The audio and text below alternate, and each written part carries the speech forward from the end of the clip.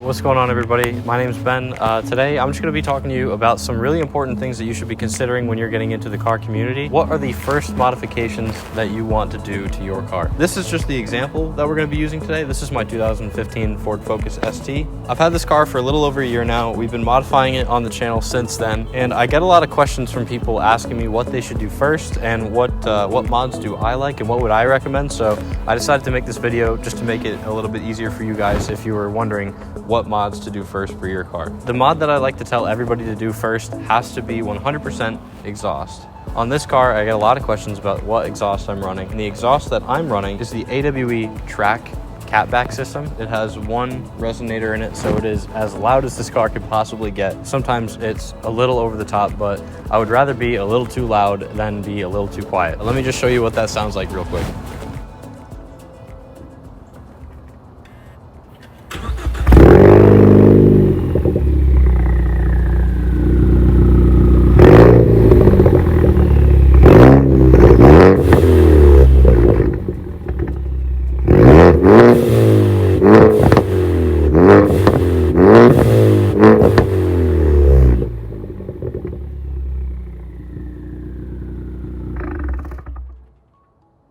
As you can see, that's a little bit on the louder side. I recommend that one because if you would like to go for power gains, it has the least restriction, and in my opinion, the build quality is the best that I've seen. I'll leave a link in the description if you'd like to check out the exhaust for yourself. AWE is a fantastic company, and I highly recommend their product. So in terms of first modifications, that is the one that I always say you have to do first, because I feel like, in my opinion, that modification changes the characteristic of your car so drastically. Like, that is the first thing somebody noticed when you start your car, and it is the first thing you notice when you drive your car. Number one has to be exhaust, and number two is an intake. The intake for this car alone only adds sound. A lot of the time, if you have a turbocharged car though, it will add extra horsepower to your car. So not only is it a good way to add a little bit more fun and enhance your driving experience, sometimes it can cause you to gain more horsepower. What I have on this car is the Cobb intake. Necessarily gain any horsepower for my car. It doesn't add any torque either. The main reason why I wanted it is because I'd like to hear the turbocharger a little bit more, and with the intake you can actually hear a little bit more of the turbo flutter and a little bit of the turbo actually whistling when you're driving along, which is kind of cool. I will be leaving links to all these products down below if you'd like to look at them, or just to fact check me to make sure I'm not wrong when I say any of this stuff. I'd like to think that I'm not, but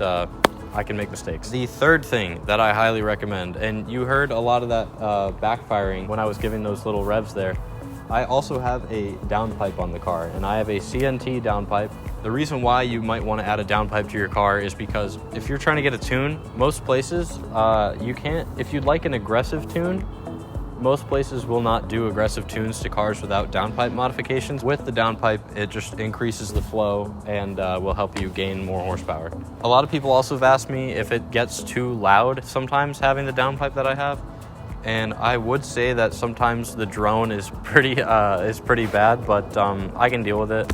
Like I said, I'd rather have the ability to be loud and then get quieter rather than to be quiet and try to get louder. So I'm completely comfortable having the downpipe, but yeah, that is completely up to you. But I would highly recommend it if you were trying to make any horsepower with your car, or if you just want that added noise, because also with the turbocharged car, it does add a little bit of that like turbo whistly sound. Like, even you can even hear like the turbo fluttering from the exhaust, which I think is really cool. And now for some of my favorite modifications. So I actually really like appearance modifications more than I like performance modifications.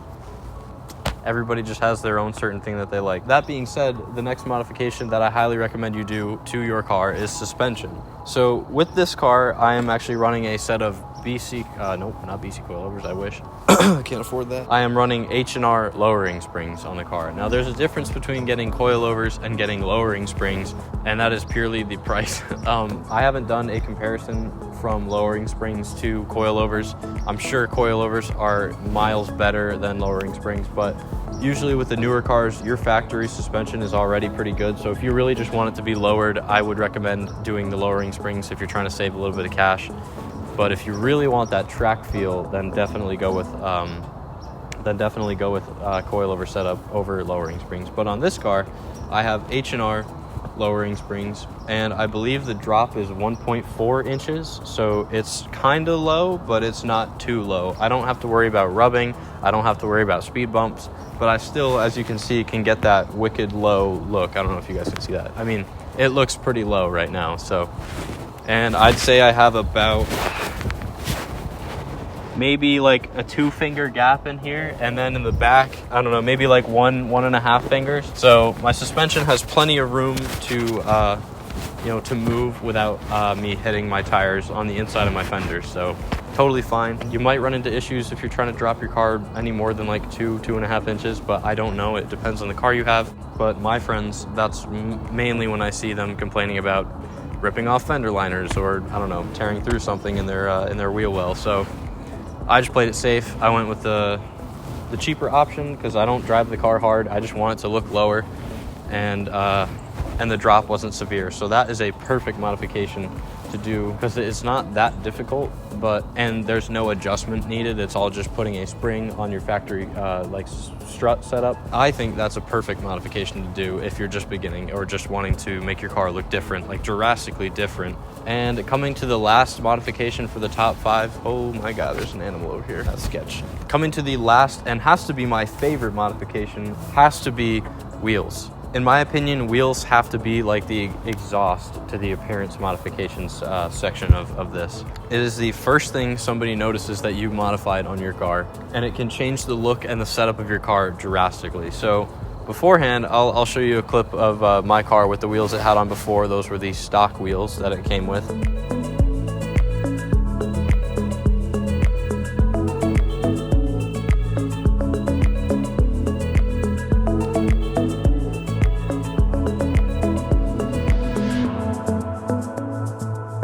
And now this is my car with these wheels.